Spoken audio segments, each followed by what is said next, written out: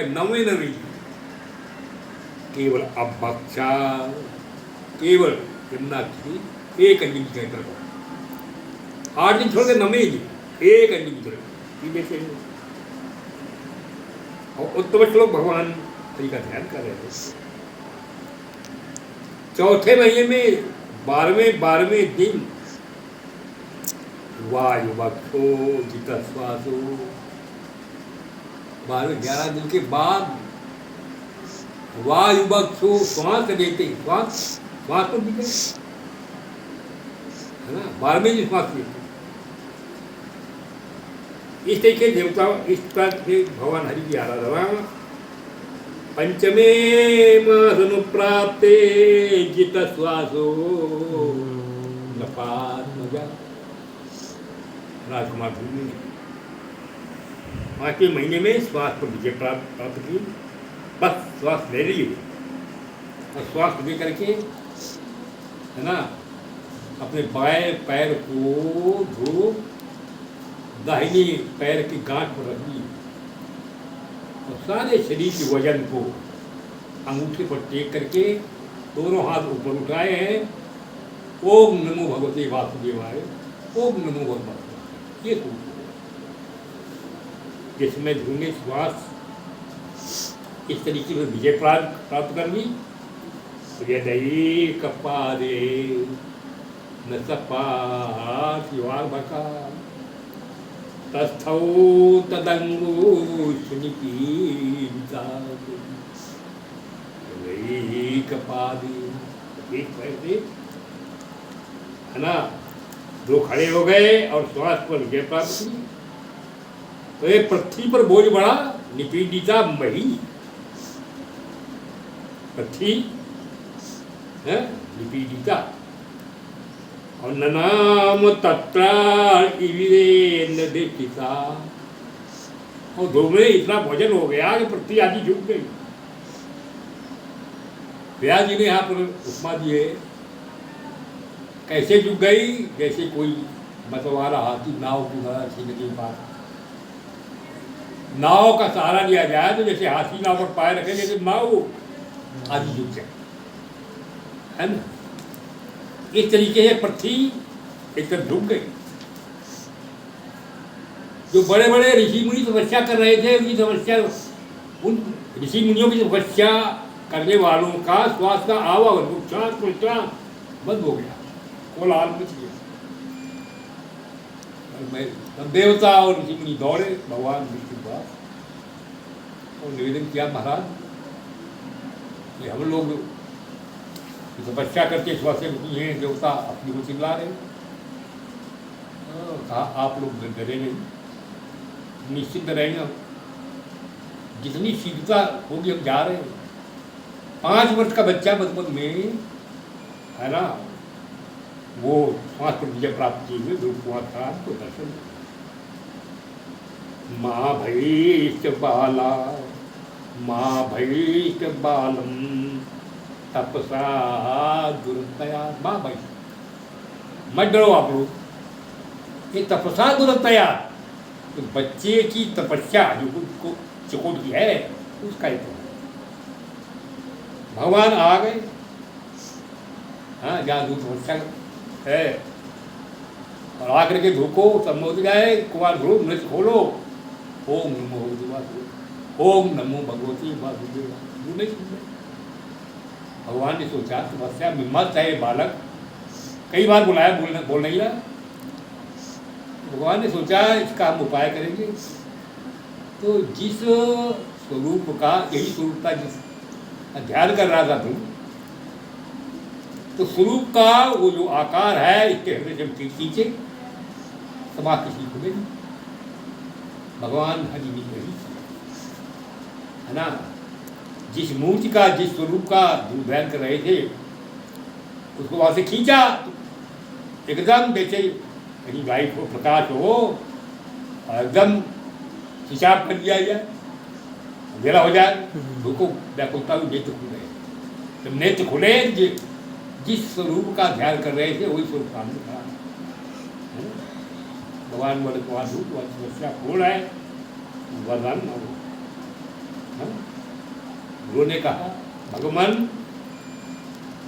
भगवान क्या मांगे हमें क्या नहीं मिला आपका दर्शन। अरे योन्ता प्रवेश मम वाचमिमां प्रसुप्तां संजीवया सखिदात्मरासदाम् अन्याचरणा समना स्वगामी प्राणान् नमो भगवते पुरुषाय। भगवान आप हम आपको हम हमारे पास कौन शब्दावली है 5 वर्ष के लिए जिसके द्वारा हम आपका स्तुति करें। केवल इतना कैसे योन्ता प्रविश्य उन्होंने अंदर प्रवेश करके हमारी सोती हुई वाणी में इन्होंने जीवन शक्ति दी। योन्ता प्रविश्य मम वाचमिमां प्रसुप्तां प्रसुप्तां वाचा जो हमारी वाणी सो रही जिसमें जो इन्होंने संजीवनी शक्ति दी और वाणी नहीं संजीवया तकिलता इधरा स्वधाम्ना अन्याच चरणास अन्य कर्मेंद्रियां ज्ञानेंद्रियां जिन्होंने जिनमें संचारण शक्ति दी अन्याच हाथ चरण श्रवणा तो गाने हाथ पैर कान त्वचा इत्यादि ज्ञानेंद्रियां कर्मेंद्रियां जिन्होंने इनको संचालन शक्ति दी है। और यहाँ कहाँ तक प्राणों को भी आपने प्राणमान बनाया। प्राणान नमो भगवती साक्षात नारायण। केवल हमारा चरण आपके केवल हमारा मस्तक आपके चरणों झुका हुआ। फिर भी कुमार ध्रुव कुछ मांगो। अरे महाराज क्या कह रहे हैं, जो आप मिल गए आपसे बढ़ करके और क्या मांगी। और आपसे हटकर आपसे जो व्यक्ति सांसारिक चीजें मांगता जो भी हो सांसारिक चीजों की कामना करने वाला उसके ब्याज लिया कुपनों पर भोग दिया कुपनों पर भोग दिया। उसको आपके सामर्थ्य का ज्ञान नहीं है।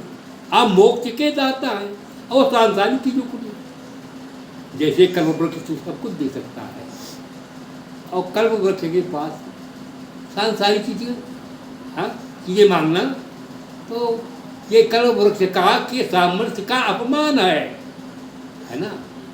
तो आपसे सांसारिक वस्तु हम लोग कोई नहीं मांगना है। जब आप मिल गए हमें सब कुछ मिल गया, आपका दर्शन हो गया सब कुछ पा। भगवान स्वयं बोले वेदाहं ते व्यवसितं हृदिराजन्य बालका वेदाहं ते व्यवसितं हृदि। बेटे हैं राजकुमार तुम्हारे हृदय की बात हम जानते हैं। तो यमुना तट पर कैसे आए, हमको स्मरण कैसे किया। तत्प्रयक्षा भद्रं ते दुरापमपि सुब्रत। तो बिना मांग बड़े सांसारिक चीज मांगने की इच्छा नहीं है तो हम भी तत्प्रयक्षाम द्वारा कल्याण वो चीज देंगे जो दुरापमपि किसी को प्राप्त होने वाली है और प्राप्त होने वाली नहीं है। तुम हमें घटना मालूम है किस कारण तुम आए हो। नान्य तुमको वो सिंहासन देंगे नान्य अधिष्ठितम भद्र यत भ्राजिष्णुवतिता यत्र ग्रहक्ष ताराणाम ज्योतिषाम चक्रमाहिका। तुम्हारे लिए विश्वकर्मा के द्वारा अंतरिक्ष मंडल में एक बड़ा तेजीत विमान सिंहासन की रचना करवा रहे तुमको वो देने वाली है, और वो अधिष्ठान तुम्हारे नाम से ही जाना जाएगा। लेकिन जिस सिंहासन से वो जिसकी चर्चा कर रहे हो, तो सिंहासन बाद में मिलेगा, लेकिन जिस सिंहासन से उतारे गए हो, अपमान हुआ है, उस सिंहासन पर तुम्हें कुछ राज्य देना। अरे महाराज नहीं नहीं, वहाँ से दो लोग नहीं, उस सिंहासन पर राज्य देंगे। भगवान की बात सुन करके तो बोले, तो महाराज जिस सिंहासन पर राज्य देना है तो वो थोड़ा देना, ज़्यादा नहीं, केवल 36,000 वर्ष उस पर तुमको राज्य करना पड़ेगा, है ना, इस तरीके। और यही बता रहे हैं, प्रथिते तो मनम पित्रा, जब तुम अपने युवा को पूछोगे तो आदर होगा। तुम्हारे पिता जो राज्य कर रहे हैं वो उससे ऊब करके, हाँ, और तुम्हें सत्ता दे करके, हाँ, वो जंगल चले जाएंगे।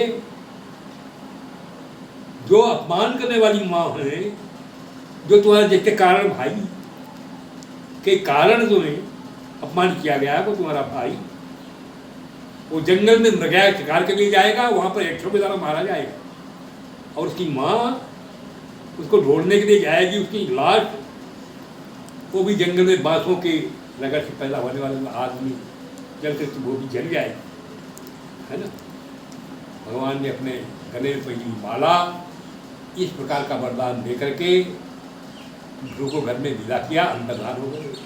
ध्रुव माला पहले भगवान का नाम सुन।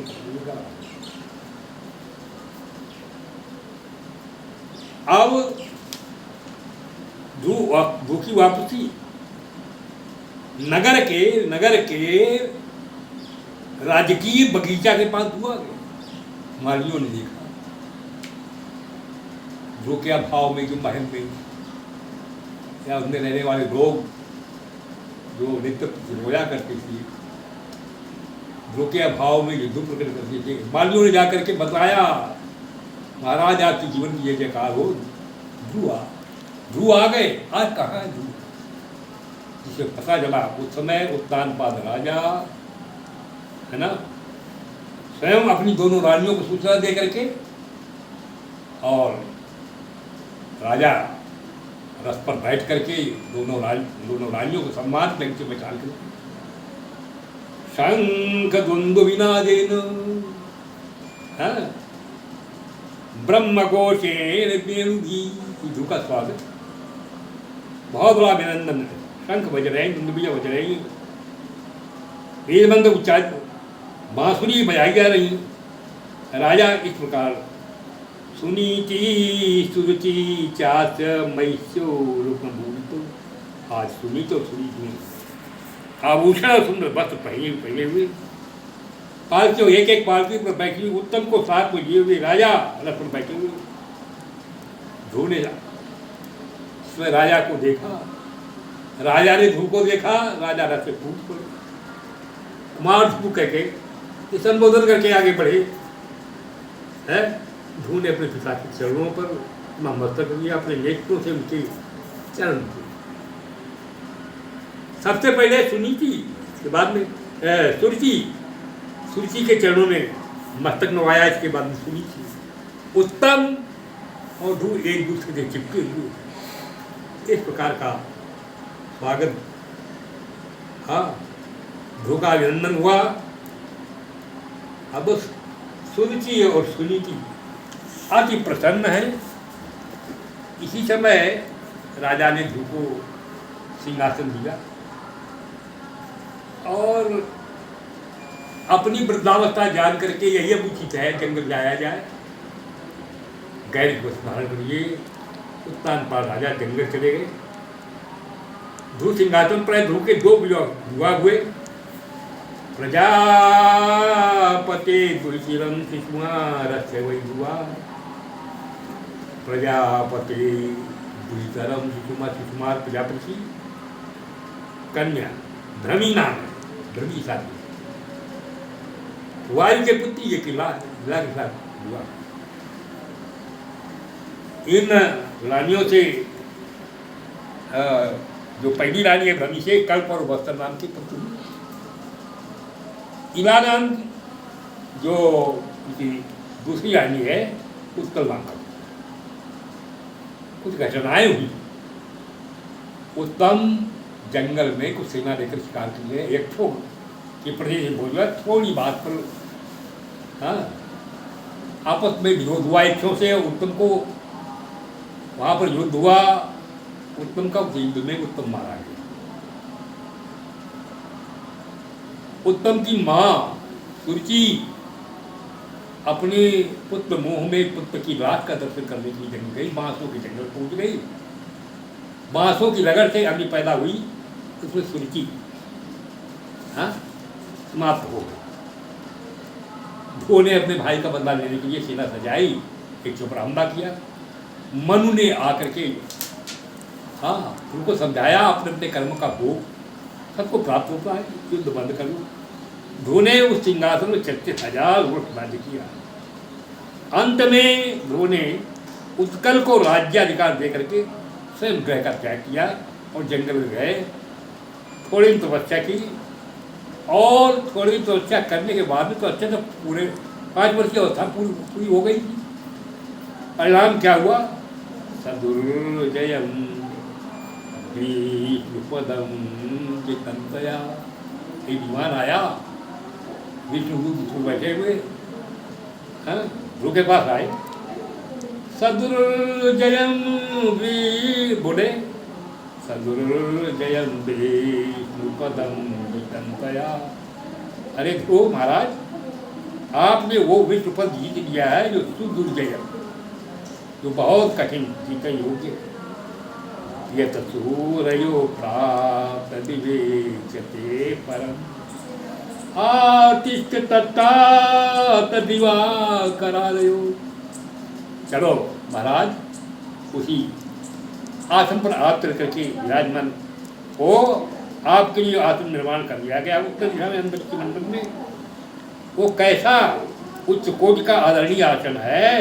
ग्रहण चतारा परियंति दक्षिणम, बड़े नक्षत्रों तारागण कौन कौन जिसमें शुक्र इत्यादि है। प्रत्येक मनवंतर में अलग अलग सप्तर्षि कुछ लेकर के तुम्हारी सिंहासन की परिक्रमा करेंगे। ध्रुव की निवेदन को सुन करके गंभीर होकर के ध्रुव उस विमान पर बैठने लगे। तब तक एक मृत्यु देवी आ गई। मृत्यु देवी ने कहा, अरे महाराज तुम कहाँ जा रहे हैं? कहना हम तो सिंहासन बैठने जा रहे हैं। मरने के बाद नहीं वो सिंहासन मिलना दुर्लभ होता है। अरे कभी पहले तो हमको तो स्वीकार करो, पहले मरो तो। तुम कौन हो? मृत्यु देवी है। व्यास ने कहा मृत्योर मुनिपदम दत्ता। ध्रुव मृत्यु के मस्तक पर सिर रख करके उस पर आरूढ़ हो विमान जाए, यानी मृत्यु पर विजय प्राप्त करके स्वस्थ चित्त, स्वस्थ मन, स्वस्थ शरीर से उसमें विराजमान हुए। और उन देवदूतों ने अंतरिक्ष मंडल में गाड़ी बचा दिया जो विराजमान हुए। 70 की वो परिक्रमा करने लगे। आज दिवस ध्रुव के वंश में बड़े बड़े राजा हुए। इसी वंश में आगे करके उत्कल के बाद अंग राजा हुए। अंग का विवाह सुनीता के साथ हुआ। ये मृत्यु की पत्नी है। अंग और सुनीता, इन दोनों के सहयोग से आगे जो परंपरा चली, बेन नाम का एक राजा हुआ इनका पुत्र। बेन बड़ा अधर्मी, अनाचारी, दुराचारी, ये सत्ताधारी ध्रुव जैसे पवित्र, ध्रुव जैसे भक्त की वंश में, है ना। कारण क्या था? जो अंग की पत्नी सुनीता की मृत्यु की पत्नी थी। कभी वही मातृपक्ष के दुख आ जाते है ना। ऋषि मुनियों ने हुंकार दी, शास्त्रार्थ में बिठाने वाले अनाचार्य बेन को अपनी हुंकार से ही को उसकी लाश बना दी। अंत ऋषि मुनियों को बड़ा दुख हुआ। यदि बेन समाप्त होता है आगे परंपरा नहीं चलती है, दुर्गा वंश ही समाप्त हो जाता है। ये बड़ा अनुचित होगा। उसके शरीर का मंथन किया गया, हृदय का मंथन किया गया, एक काला कलूटा बौने रंग का एक व्यक्ति निकला। हृदय के मंथन करने से वो प्रकट हुआ। ऋषियों ने कहा निषीद, बैठ जाओ। वो सब जो बालक निकला है उसी से निषाद वंश चला है, नदियों के किनारे जिनकी आवाज़ होती है ना। इस प्रकार जब हृदय से वेन के शरीर से जब वो सारे दोष निकल गए, पुनः दाहिनी और बाएं भुजा का मंथन हुआ, तो पृथ्वी और अर्ची जो साक्षात लक्ष्मी नारायण के स्वरूप है उनका जब हुआ, राजा पृथ्वी बड़े बड़े महान कार्य 24 अवतारों में पृथ्वी का अवतार भी माना जाता है। मुख्य कार्य पृथ्वी का सरलीकरण अपनी धनुष से पृथ्वी का रहने योग्य बनाया, सरलीकरण किया। दूसरा महत्वपूर्ण कार्य इन्होंने पृथ्वी का वसुधे त्वं वदिष्यामि, है ना, पृथ्वी त्वं वदिष्यामि, तुम्हारा वध कर देंगे। इसलिए कि जिनको सच है आवश्यकता है कि ये नहीं मिल रही है, अभावग्रस्त है, दुखी है, पृथ्वी ने गाय का रूप धारण किया और कहा महाराज पशु प्रत्येक वर्ग को जिसको जिस चीज़ की आवश्यकता हो उचित बछड़ा और उचित पात बना करके हमारा दोहन कर दे। सभी में ऋषि मुनियों ने, गंधर्वों ने, पर्वतों ने इसको जो आवश्यकता थी वो अपने अपनी आवश्यकता अनुसार गोदोहन किया। सबसे महत्वपूर्ण घोषणा